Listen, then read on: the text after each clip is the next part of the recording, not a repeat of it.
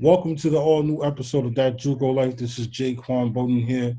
Thank you guys for supporting most of our episodes. This is episode 20, and we are here with our latest guest, Sam Joesph. Sam Joesph is a JUCO All-American from Jamestown Community College. He is currently one of the youngest assistants in NCAA history at Division II University of Bridgeport, and he is here to talk about his story here today. What's going on, Sam?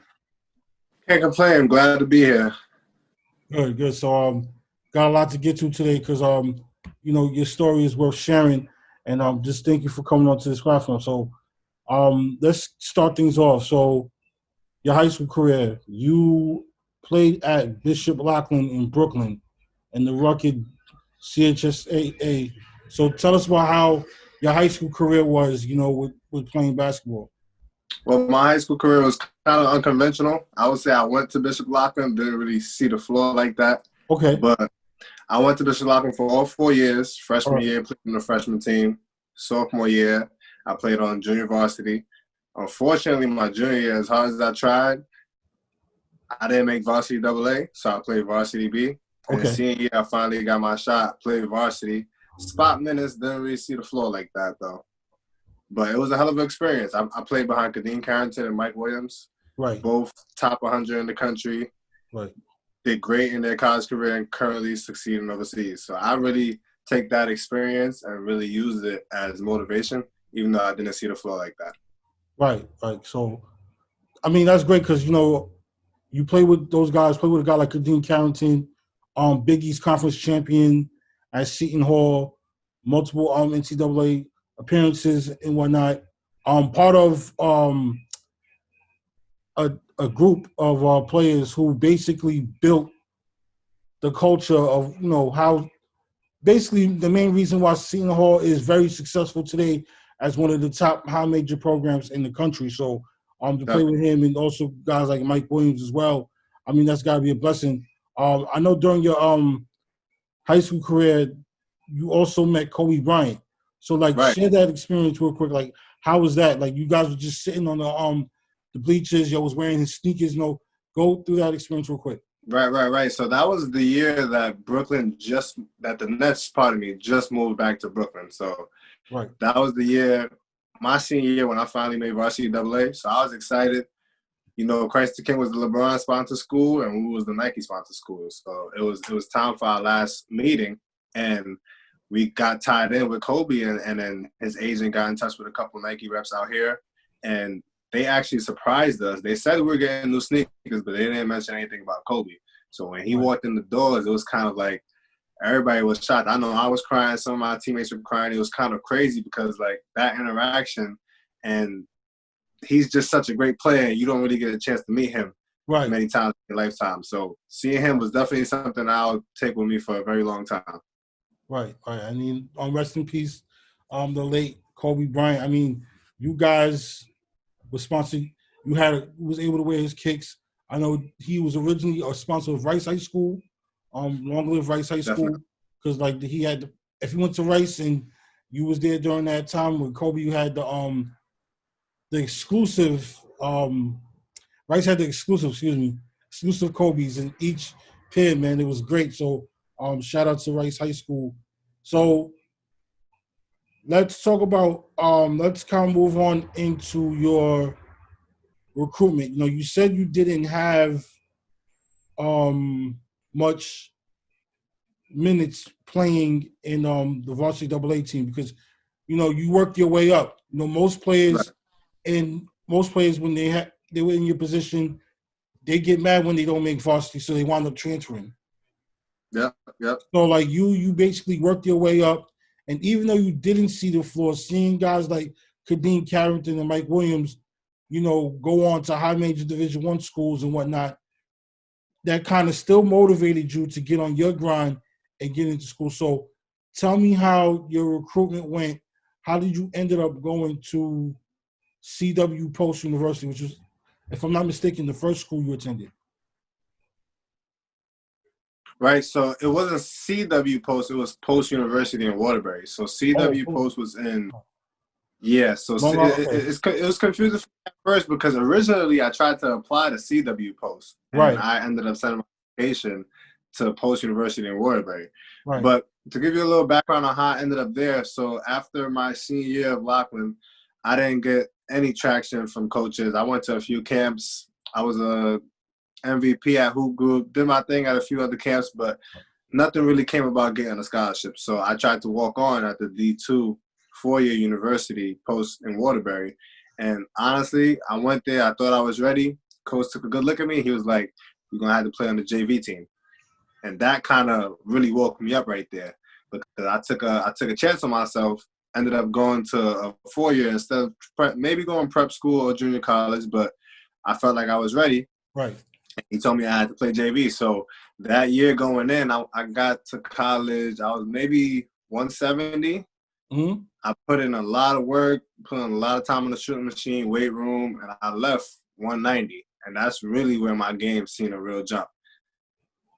So, how do you end up at Community College of Rhode Island? Right. So after that year, I wasn't really going to take another chance to stay in there, so I reached out to maybe every single junior college in the country. Like, I sent emails out every day, and it's Right. kind of hard with no high school film, and my first year of college, I didn't have no film as well. Right. So without films and stats, currently I'm a D2 coach, I can tell you, you're not getting a scholarship. Like, coaches need to see some type of proof that you can bring some value to their university. So I emailed CW Post. Luckily, the assistant coach, he told me I could come out there for a workout with the team, and then hopefully we can move forward from there. So I got on the bus, got on a Peter Pan bus to Rhode Island. It was a 5-hour drive, and I played my heart out.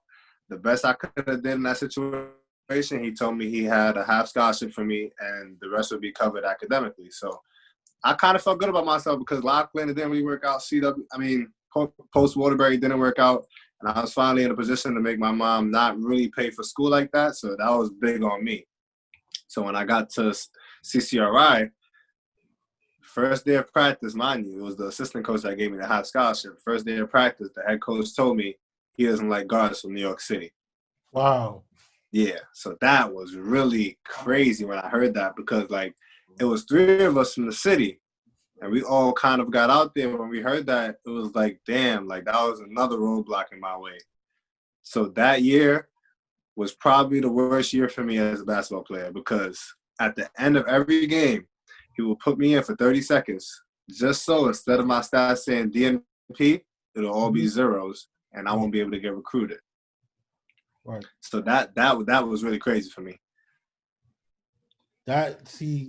And I'm glad you mentioned that because I know that story too well when they, I've had guys tell me that the coaches don't like guards from New York City. It's kind of whack, biased. I know how that is. So, like, I mean, you wound up finding your stride at Jamestown Community College. So, Right. How did it end up going to Jamestown? All right, so this is a little loophole that not too many people know about. So you get your associate's degree with 60 credits. Right. So at CCRI, I was on pace to graduate with my associates because I almost completed the 60 credit requirement. So I was talking to a couple coaches, and this one coach, I won't name his name, but he told me if you fail a class and have 58 credits, you can do another JUCO year. And kind of, because I redshirted technically because I didn't play my first year. So I had 3 more years to play on the court. So I took that advice and I jumped on it. I failed that class. After CCRI, I had 58 credits and I was able to do 1 more junior college year. So that was the year I finally got in touch with Tippy. And, like, it just so happened that Jamestown just got their new coach and he was looking for, like, a whole new roster, 12 players. And he reached out to Tippy and Tippy kind of connected me with him through a workout. So Tippy organized the workout, told me to show up. He had a college coach coming to watch me work out. And he told the Jamestown coach, and he got on a 12-hour bus ride just to watch me and a couple other recruits play. So once I seen that opportunity, I showed up. I played hard. He offered me the scholarship right on the spot. And the rest was history after that. Nice. I mean, you mentioned Coach Tippy. That guy helped you You guys help everybody. Like, he's a legend in this city, you know. So, like, talk about his impact on your basketball career as well as everyone here in the city. How I met you was you played for his team in Dykeman, Bedford Y. Right. So, like, you know, share your I mean, you already shared how Tippy helped you get to Jamestown. Like, elaborate more I could on his impact. Right. So it's funny that you mentioned the Dykeman years, right? So the summer before I played on the first Dykeman championship team was the summer I first got introduced to Tippy. So it was at a West Forth All-Star game.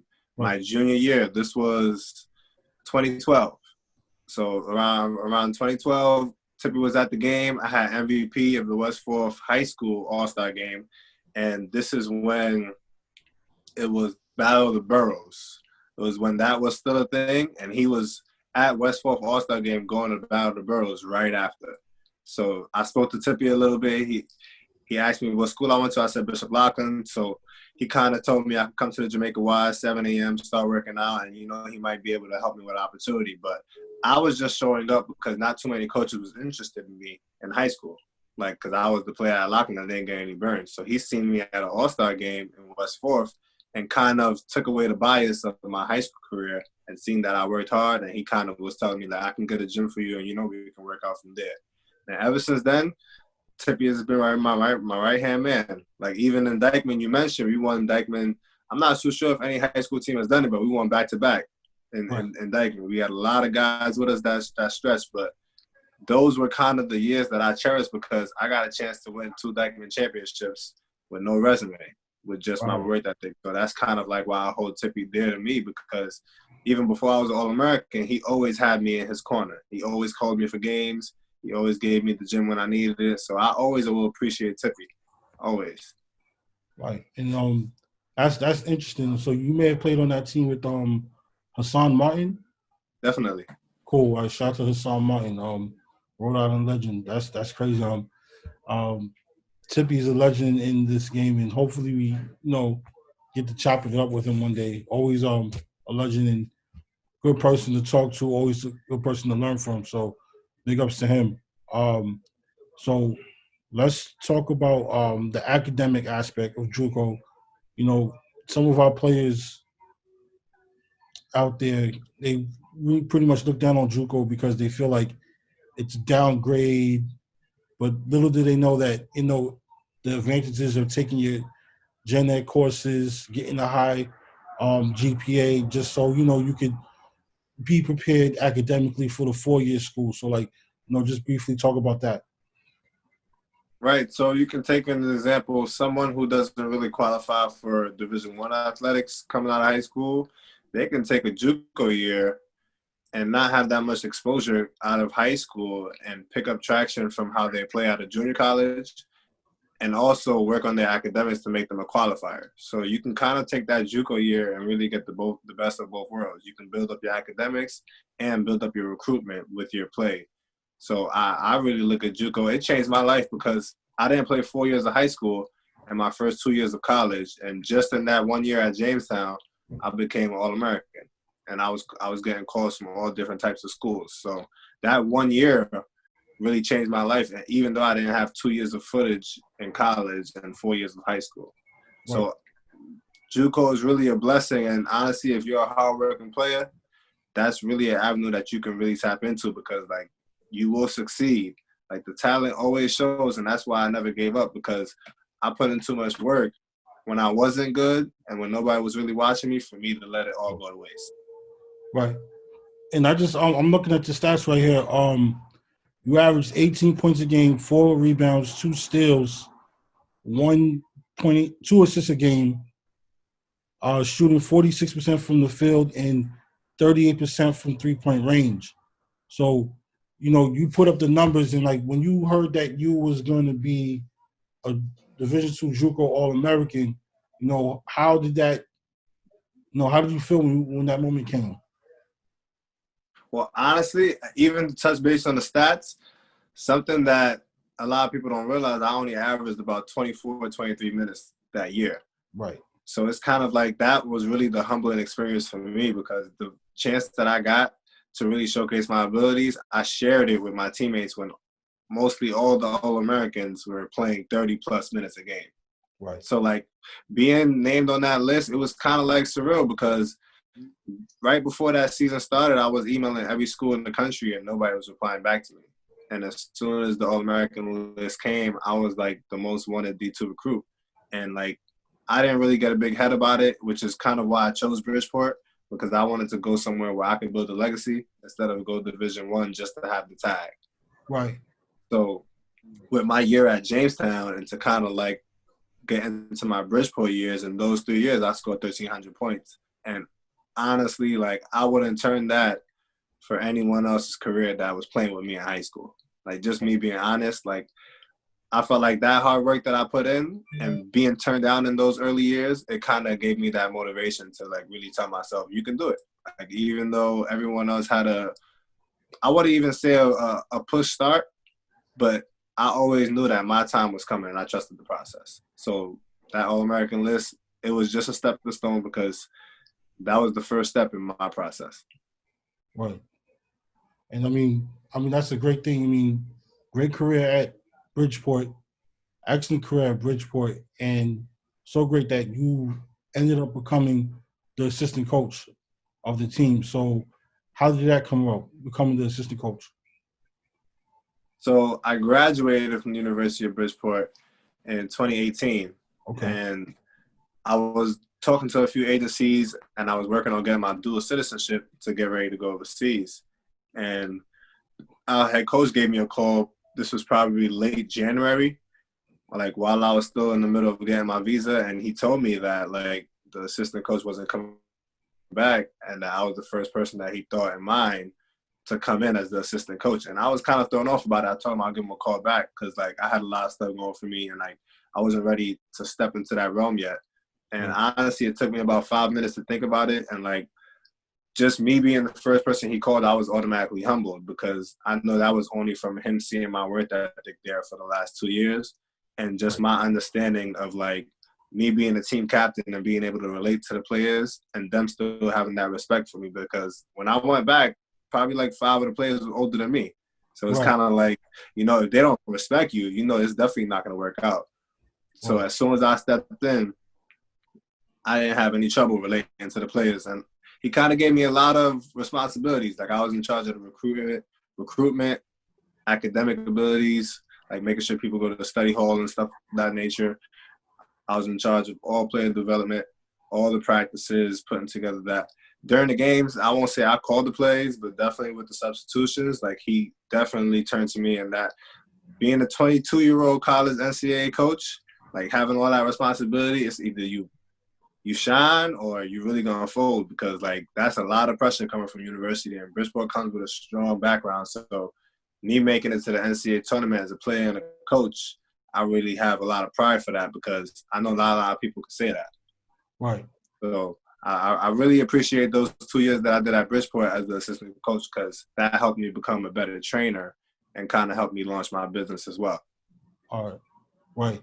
It sounds good. We're going to talk about outwork skills training in a little bit, but let's talk about a few questions. I asked this to all my guests, and it kind of like, it's a fun question. People like it the most. Who was the toughest player you went up against? You could say one for JUCO and one for at Bridgeport.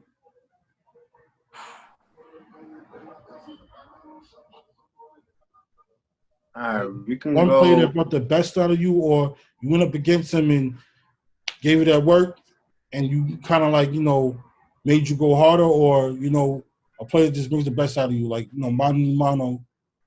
Honestly, if we was to talk JUCO, it would have to be AJ Williams. He went to Genesee when I was at Jamestown, and, like, I know AJ since he was at Lincoln and I was at Loughlin, and that was always, like, my guy. But when we matched up at Jamestown, like, I always brought it. He always brought it, and it was the battle.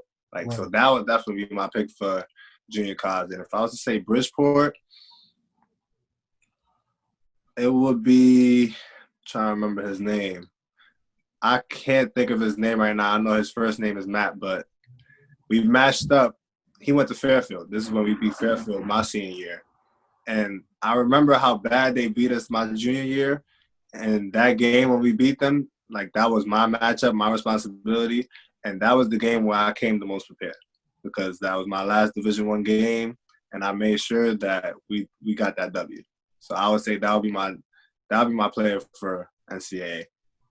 Wow. So it was a paid game. It was Division II playing a Division I in an exhibition. Right. And wow, that's big. That's big right there. Shout out to you for that. So going forward, let's talk about outwork skills training. In addition to being the assistant coach at Bridgeport, you have your own training company called Outwork Skills Training. What was the inspiration behind becoming a trainer and having your own company? And just tell me about it, what you have done so far with it. Well, I launched in September 14, 2019, and honestly, the inspiration was how I seen the players at Bridgeport taking in my training. And I was kind of like, I don't want to say shocked because like they will always hit me up for workouts when I was playing there. Like everybody wanted to get in the gym with me, but kind of when I was strictly a coach, given the instruction, like I realized how people got better from the small drills that we were doing. So I just felt like I might as well have something that I can call my own and build a brand that I can really like respect. So I started in Bridgeport when I was a head coach, and like bringing it back to New York during the pandemic, I at first thought it was going to be a bad thing because obviously the social distancing aspect, but it's been going great. Like the content that I provide, like people really appreciate it. And knowing that, I put more passion into it. So with my training, my private lessons, group lessons, I don't think that there's anything besides playing the actual game. I don't think there's anything that I can like put more passion into than my training, because like my clients, they come to me for that, and I will make sure that I'll be reliable and give them that service. Another thing with the junior college that I want to touch base on is just because you get the 60 credits to graduate doesn't mean all 60 credits will transfer over to whatever 4-year that you want to go to. No problem. So I was saying that if you graduate with the 60 credits at your junior college and you commit to a 4-year school, it's not guaranteed all 60 would transfer over. Like if you make sure you get the degree requirement courses, you'll be all set. But some people tend to think if they just take any 60 credits with a lot of like gym classes and classes that doesn't really go towards their degree, that they'll be able to bring those same classes to the 4 years. So I would really tell a lot of people going into junior college, don't just think of it as like an easy way out. Really pick a degree that will take you into your 4-year, just so when you do graduate, those 60 credits transfer over. Right. And thanks for touching on that, because not many people realize that when you're going to JUCO, whether you're going to be there for a year or 2 years, that you got to have a plan. Always got to have a plan of what you want to do academically, just in case you want to get yourself set up for that 4-year school. So what is some advice you can give to any of the young basketball players out there who are looking for playing on the next level? There's some players that may have been in your situation now, not seeing the floor much during varsity. What advice do you have for them, or what advice do you have for like any player that needs to get recruited, looking to get recruited, and trying to see how programs and levels are for them? Well, for me, with any athlete, I think it's 2 things that you have to have. 1 will be a plan, and 2 will definitely be the ability to tune out the noise. Like once you have an understanding that basketball is something that you really want to do, whether it's at a scholarship level or professional level, the next thing is tuning out the noise and really get into the work. So especially for the players that are in my situation, that I was in high school, I would really say like it's not about where you start, because I'm pretty sure it's discouraging to see it's 100 people on the top 100 ESPN list. But when you really look at the star players in the NBA right now, not many of them are in the top 10. So it's not really about where you start in your race. It's all about where you finish. So that's definitely something I'll say to the younger players. And another thing is, it's not a bad thing to ask for help. Right. That was kind of my downfall, because I really was shutting everybody out and I was trying to make it on my own. But no successful person has got there by themselves. So reaching out for help, and not just the people that are seeking your best interest, but you want somebody that's trying to help you become a better person in general. Right. Sounds amazing. So, let's go back to outwork skills training. What are you looking to improve on? And what are you looking to do to take that to the next level? Well, right now we're client-based as far as group sessions, private sessions. I do basketball and fitness. I also want to expand into speed and agility to touch base on many different sports. And I also want to help with direct team training. So me helping, whether it's PSAL, charters, CHSAA schools, helping out schools and colleges. That's something that I also want to focus in on for year 2. Right. Sounds amazing. So, as far as like coaching goes, do you see you looking to improve your standing as a coach at Bridgeport? Hopefully, become a head coach someday, or coach on a different level, whether it could be a high school coach somewhere, AAU coach, or a coach at another college. Honestly, all those sound great and are all in my plans. For me, it's about staying active and also working on my craft every day. And secondly, being able to provide gems for the youth. Like, I want to be able to help with player development, whether it's from the youth to high school, middle school, or pro college. Like, I want to be able to just give back and help with player development. So all of those are great ideas. And honestly, the sky's the limit for Outwork, really. Right. That sounds good. A lot of is lacking of lack of access out here to gyms here in New York City and most places. And I think that if more people in the community had their own venue or gyms, it would do good for a lot of the youth here. Watson, shout out to Lee and the good people at Watson Basketball Classic. They're gonna be having a gym built in the Bronx soon. So that's going to be the range site. Also, that's going to be a place where people can go work out and also kids can go work out on their games. So that's coming soon. So that's the start. And I know, yourself in Brooklyn and others are trying to do that as well. So I think it's on the way. But once again, that's a big thing that we're looking to accomplish. This is that JUCO Life with Jaquan Bowden. Here with Sam Joesph. Sam, I just want to thank you for coming on the show today. And any final words you got to say? Any parting words you got to say to some of our guests? Honestly, one thing I definitely want to leave with you guys is something that I tell all my clients: just outwork the competition. Like, regardless of wherever you at or whatever you're doing, whether it's at a professional level or recreational level, just outwork the competition. Facts. And yes, this is that JUCO Life. Thank you for coming on the show. This episode will be up soon. And for Sam Joesph, this is Jaquan Bowden. We out. Peace.